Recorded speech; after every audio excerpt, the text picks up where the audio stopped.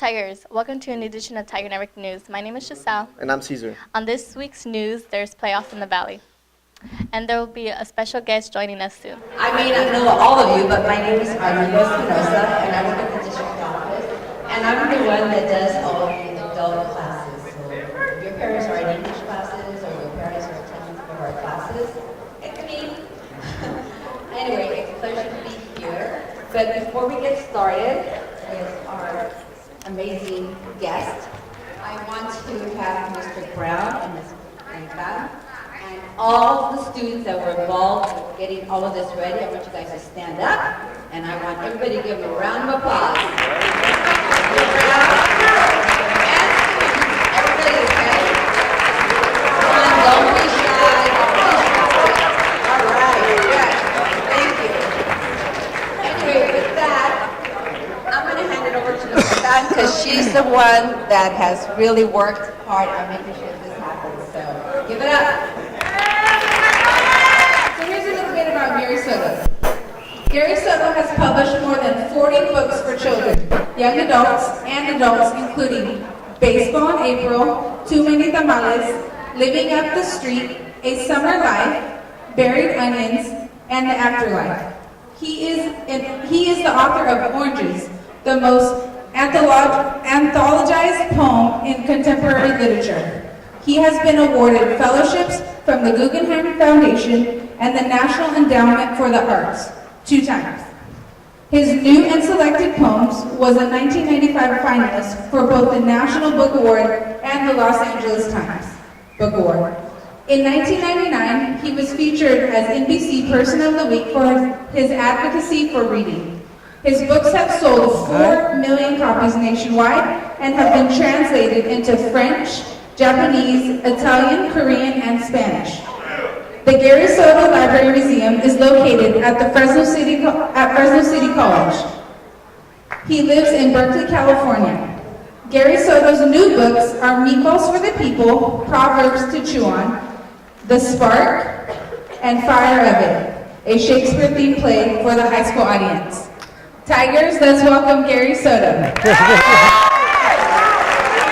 Thank you very much, Marie.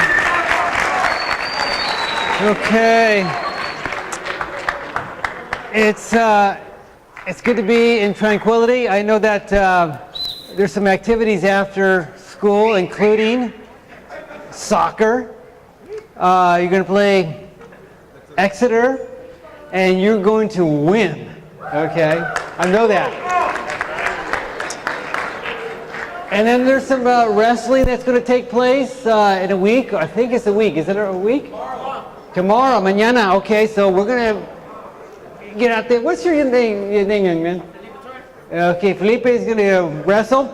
Now I'm going to have to go back in time. When I used to be a wrestler in high school, I wrestled a weight class 95 pounds.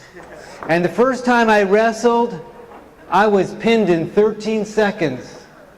Man, she was tough. I mean, so I wasn't very good at sports. In fact, I was a little flaquito, man. I was really super skinny, and super skinny when I was a little boy, little chavalito in Fresno. I'm from Fresno. And in fact, the first time I fell in love, and I think you guys are in high school, so sometimes, sparks happen between people, and some pleitos as well. And so I was in love with this girl named Lupita. Man, she was super, super cute. And she was like a rich girl in our community. She had a 2-story house. She had a little piscine in the backyard, swimming pool and all that. She had, her dad had a Mercedes Benz. And at our house, man, we had a 1-story house, and it was, we had gallinas on the front lawn, some llantas, some tios borrachando. So it wasn't like a pretty atmosphere at our house, but she's a rich girl. So just picture me, my stepfather got me this new used bicycle. It was bigger than me, it was heavy. And so I was really skinny, so I got on the bicycle, I could barely pedal it. I was going to her house, I was going to ask, hey man, Lupita, let's go to the playground. Invite her to the playground. So I went, knocked on her door, and Lupita came out. Now, Lupita happened to be a member of the soccer team. So she had these big old patas on her, man, these big old legs. I said, dang, girl. She had little shorts on, you know, kind of cute, but I said, dang. Yeah.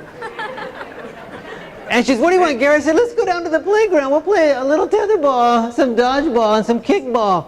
She said, okay. So she came out, man. And she said, what's that on the ground, Gary? I said, that's my new used bicycle.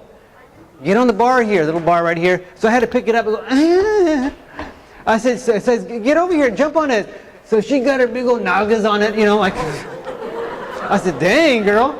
I said, but I could barely. So, but luckily for me, she had this big old, beautiful driveway. Kind of had, like, momentum was going. So I was pretty good for about a block and a half, man. And then I couldn't pedal anymore. She was like too heavy. So she says, Gary, get off the bike. So I got off the bike. Gary, come around and get on the bar. So I had to get my little skinny nalgas on the bar and let her pedal me. So I went to City College. And the first year, man, I saw this girl. This is like when you go to college, man, you fall in love. You know, you see someone you're attracted to. Her name was Sandra. I won't say her last name. And I was in love with her. So I asked her. I don't know why I said this. I was 19 years old. You know, you don't do this, man. I asked her, hey, baby, would you like to marry me? And she said, chale, no way, Jose. So I went to the library and began to check out books of poetry in order to repair my heart. And so that's how it starts. You know, sometimes when you were rejected by another person, you might become a writer. First thing first, Mr. Soto, thank you very much for coming out here today. Thank you, Cesar. All right, so first thing first, tell us a little bit about your background and how you grew up. Okay, I grew up in Fresno and grew up in a really kind of super poor area near Highway 99, raisin factory actually, Sun-made raisin. And my grandparents were field workers, and I did a little of that work as well, cotton, beets, grapes, and so on. I was like a playground kid. I just loved to play, and even as an old man, I still like to play. And today I play tennis. All right, so what inspired you to become a writer? I think what inspired me is the music of my generation of the 1960s, and I think we had the most interesting music.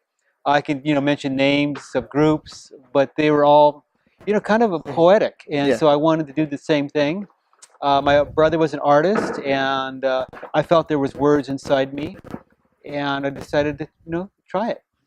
All right, so you attended Fresno City College, right? That's right. All right, so tell us a little bit about that experience. Okay, I attended Fresno City College. This was 70 to 72, and in part because I was a very bad student academically. I graduated from high school with a 1.6 GPA, meaning that I wasn't a stellar student. This was 1970, Roosevelt High School, a Rough Rider school. I wasn't doing very well in high school because of different reasons. Some family stuff, some self-doubt. Luckily, my brother was an artist, so we decided to test the waters of being, well, for him, an artist, and me, a writer. Okay. Do you have any words for Tranquility High School? Anybody who wants to be a writer? Anyone who wants to become a writer, don't do it. You go to the poorhouse. No, actually, writing is an art, and there's different kinds of writing, literary writing, even writing letters to. Principals have to write letters daily, either email forms or professional letters.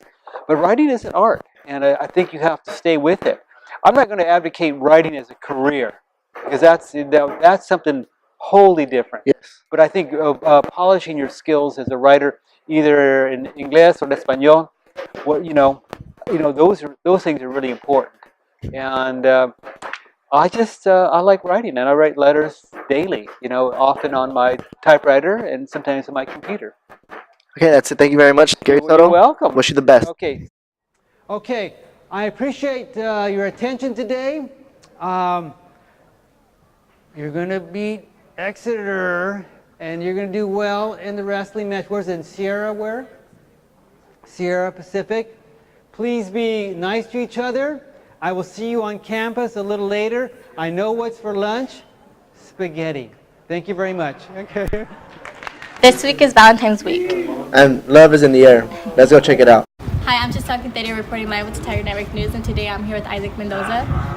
and we're here to ask Isaac if he believes in love at first sight. I would say I do believe in love at first sight because I remember when Giselle walked into the class in 2nd grade. She walked in with red hair and I just looked at her and instantly knew I was in love with her. And ever since, we've been together since 2nd grade. Yeah, so 9 years going strong. What you gotta say about love? This right now is Mrs. B. Miss B, do you believe in love at first sight? Yes, I do, because I fell in love with my teddy e-bear. Now with me is Felipe. Felipe, do you believe in love at first sight? I do believe in the concept of love, but I feel like love is a chemical reaction that could pass to humans and animals. It hates you hard, but it fades away slowly. Yeah. Well thought out answer. Thank you. Wow. Half the world away, America's top athlete battle for gold. Meanwhile, our Tigers at home battle for playoff glory. In other words, time for some sport. Hello, Tigers. Today we're going to interview Miss Sandoval. Come on, let's go. Hello, Miss Sandoval. Hi, Mijo. So how's the team looking so far? I think it's looking great. We still need a lot of practice, but as the season starts, I think we'll be fine this year. So have you had a chance to talk to the girls? I talk to my girls every day. I think for me, that's one of the most important roles as a coach, that you need to keep that communication with your players. So how long are tryouts? Tryouts were actually for a week. We had them in the month of January, and now I have my team set for the season. How do they look? They look really good. We still have little things here and there that we have to tweak, but understand that this year is a new team. So we have a lot of work to do for this season. Okay. All right. So good luck to your team this season. All right. Thank you, Mijo. Later, Miss Sandoval. Bye-bye. Hello, Tigers. I'm here with Shanae. So how's the softball team looking, Shanae? It's looking good. We haven't had a full team soccer, so as soon as soccer's over, we have all the girls. So what are your expectations for this season? To teach them softball, to have a winning season, hopefully. Okay. So have you met any of the girls? A few of them. All right. All right. There you go, Tigers.